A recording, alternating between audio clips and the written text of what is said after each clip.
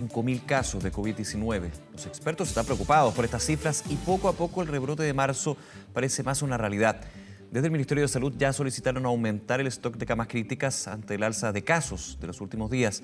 Vamos a analizar esta situación, para eso estamos junto a Claudio Castillo, académico de la Facultad de Ciencias Médicas de la Universidad de Santiago. Muchas gracias por acompañarnos, buenos días. Buenos días, Nicolás. Gracias por la invitación. A ver, más allá del concepto, si estamos en ola, rebrote, la situación es súper compleja y se nota específicamente cuando empezamos a ver el rastreo de la situación de la red asistencial, es decir, del uso de camas críticas y la necesidad de reconvertir camas críticas. Y esto se va sumando con 5.000 durante los últimos 3 días, nuevos casos y 27.000, 28.000 casos activos. ¿Cómo analizas tú lo que está sucediendo a nivel del contexto epidemiológico?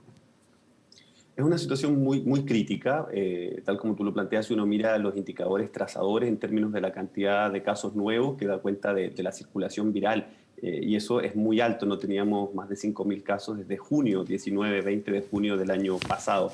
Pero además tenemos una demanda de camas críticas muy alta que no ha parado de subir desde diciembre. Eso también es importante señalar, que desde diciembre no ha parado de aumentar la demanda por camas críticas, Sí. porque el perfil de las personas que hoy día la está requiriendo es un poco distinto del anterior. Hay que considerar que llevamos un año de pandemia, que se han suspendido controles, hay población que tiene enfermedades crónicas y que no ha podido realizar sus controles, en algunos casos se han descompensado y eso afecta también en la evolución de esta enfermedad.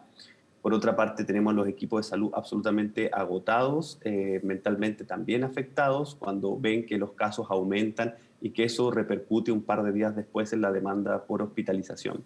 Esta situación, además, se suma a temas de comportamiento. Vemos que ha disminuido la adherencia a las medidas de prevención, vemos que hay una percepción del riesgo que ha bajado.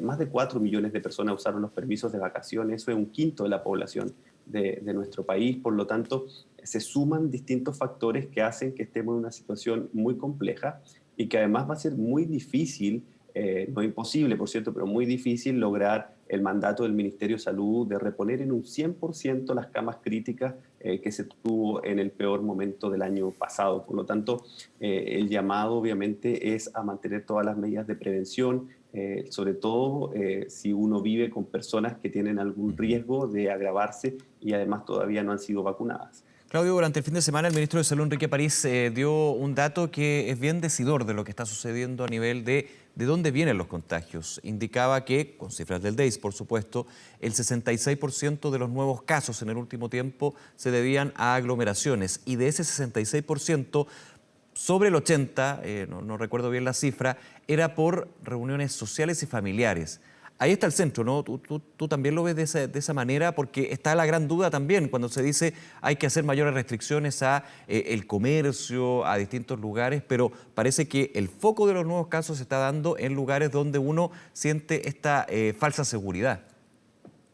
Absolutamente, pero hay que ir un poquito más atrás en el análisis Ujú. porque probablemente cuando uno señala y las personas señalan de que el contagio se produjo al interior de un grupo familiar, eso significa que alguien de ese grupo familiar se contagió en otro lugar. Claro. Y lo que dice la evidencia, los datos por lo menos publicados en Estados Unidos por los Centros de Control de Enfermedad y también por la revista Nature, es que los lugares por riesgo de contagiarse son los bares y los cafés en primer lugar, seguido de gimnasios, iglesias, restaurantes, el transporte público y los lugares de compra, en términos de mayor a menor riesgo de contagio. Esto, obviamente, el riesgo aumenta cuando se da en lugares sin ventilación natural. Todos estos mismos lugares, pero con ventilación natural, disminuyen el riesgo. Lo que pasa es que estas personas después van a una reunión familiar Claro. y el resto del grupo tiene esta falsa sensación de riesgo, de que Podríamos todos decir nos que hemos cuidado. esa reunión familiar, más que el origen del contagio, el brote, es el catalizador de un contagio que vino desde antes. Se puede dar en ciertas ocasiones. Absolutamente, Ya. y por eso que es tan complejo que la trazabilidad no haya mejorado y que en la región metropolitana, por ejemplo, por cada persona confirmada solo se identifiquen 2,2 contactos. Eso no permite hacer este aislamiento oportuno del resto de los contactos y por eso que es tan importante fortalecer la trazabilidad, pero esta investigación epidemiológica que vaya hacia atrás, es decir, desde dónde surge el primer contacto, no digamos, a partir de la reunión social y que nos quedemos que ese es el origen, porque en verdad el origen está mucho más atrás. Y en ese origen de atrás que comentamos, Claudio, actualmente las normas, los protocolos sanitarios, ¿están cumpliendo su cometido o hay que extremar esas normas, esos protocolos? Partiendo Mira, desde y dejando de lado el uso de mascarilla, que ya es como el desde, o sea, no, ni siquiera es para conversar de eso, digamos, pero por ejemplo los aforos, el tema de sanitización de algunos lugares cerrados, eso, ¿cómo lo has visto tú?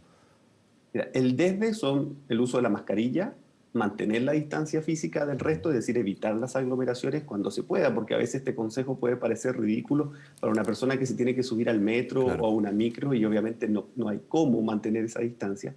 El lavado frecuente de manos y siempre propiciar los lugares con ventilación natural. Nosotros tenemos hoy día esa posibilidad en la mayor parte del país porque estamos con calor aún y esta semana sobre todo con mucho calor, por lo tanto hay que promover siempre las actividades al aire libre y con ventilación natural.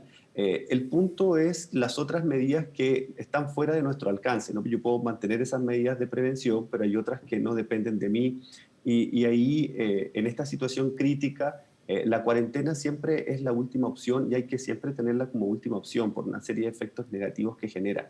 Antes de eso hay que tratar de restringir algunas medidas que se han ido liberando en los últimos meses, sobre todo donde hay mayor riesgo, para mandar una señal a la población. Las empresas tienen que reevaluar la presencialidad, tratando de que sea al mínimo para evitar la sobrecarga del transporte público. Además, los establecimientos educacionales que volvieron presencialmente deben reevaluar si están ubicados en un lugar de alta transmisión viral. O sea, hay medidas que hay que ir evaluando día a día en base a cómo va evolucionando, porque esto es lo que nos ha enseñado la pandemia, ¿no?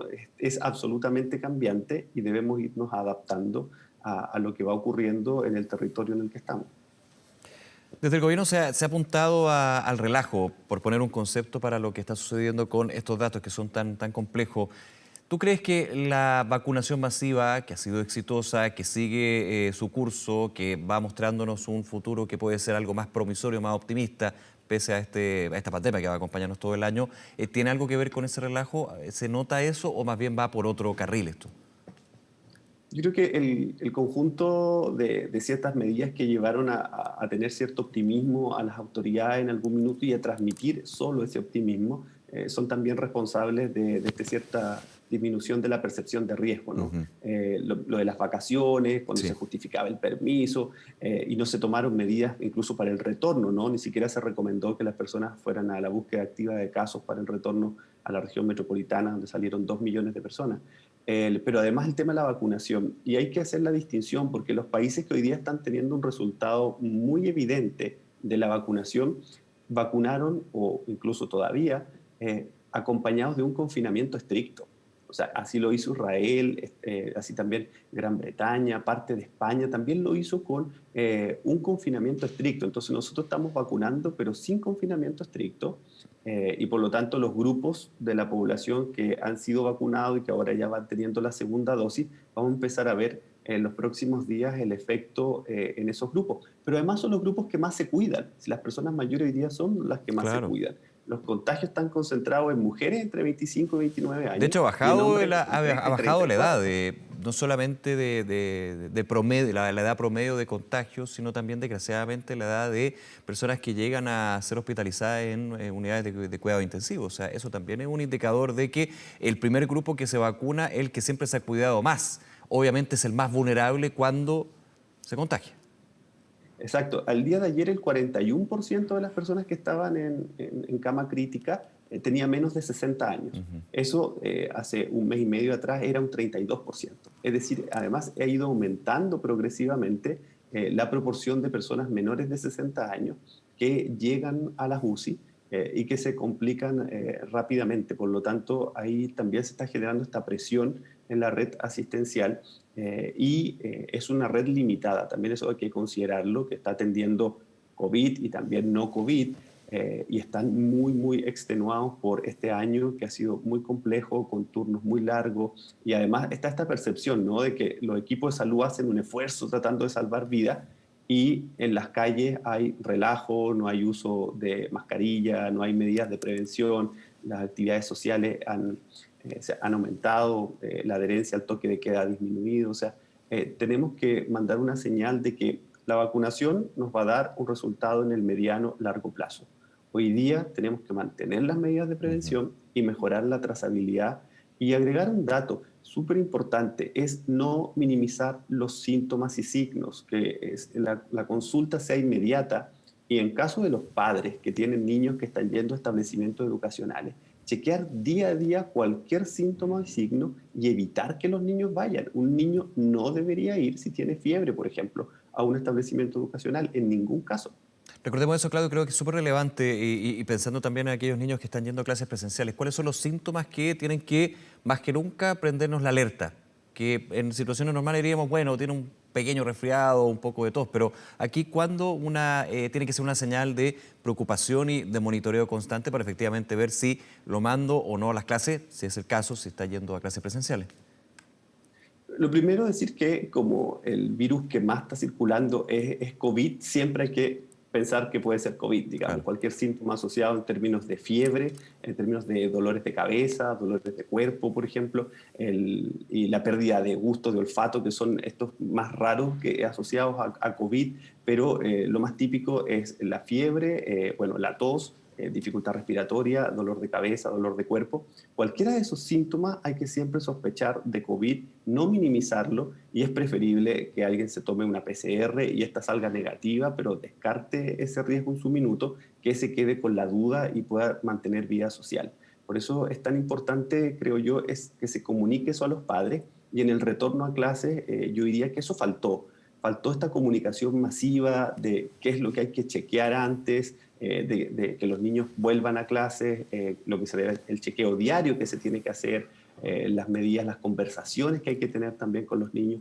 Creo que nos faltó un poco de eso en términos de socializar, de sensibilizar respecto de estos riesgos. Y claro, lo que estamos viendo hoy día es que muchos colegios que volvieron a la presencialidad han debido un par de días después volver a las actividades online porque han presentado algún caso, pero absolutamente en ningún caso los padres debieran permitir que sus hijos asistan a un establecimiento si tienen cualquier síntoma o signo asociado a esta enfermedad.